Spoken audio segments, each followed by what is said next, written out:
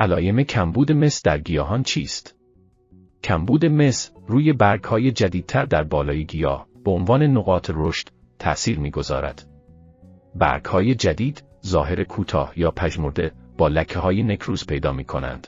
بسته به گونه گیاهی، برگ‌ها می‌توانند رنگ سبز مایل به آبی به خود بگیرند و کلروز بین رگبرگی را نشان دهند.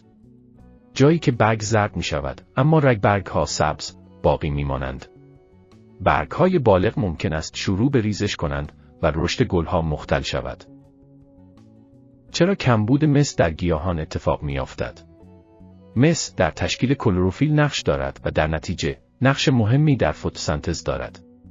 این ریز مغذی همچنین برای تنفس، فعال کردن آنزیم‌ها و متابولیسم غشای سلولی ضروری است.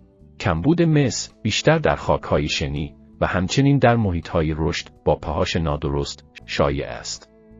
سطوح بیش از حد فسفر و آهن نیز می‌تواند مانع جذب مس توسط گیاهان شود.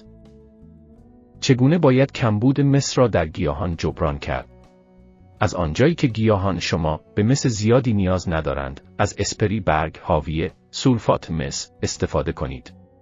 این محلول باید قبل از شروع هر گونه درمان کمبود رقیق شود و پاش شما باید صحیح باشد. مس اضافی می‌تواند منجر به مسمومیت شود. بنابراین بهتر است با اسپری محلول پاشی شروع کنید و در صورت عدم رفع کمبود خاک اطراف ریشه را نشانه بگیرید. با راهنمای سبز با رفتار گیاهان و طبیعت اطراف خود بیشتر آشنا شوید. هر سوالی که در زمینه کشاورزی دارید می توانید در قسمت نظرات از ما بپرسید.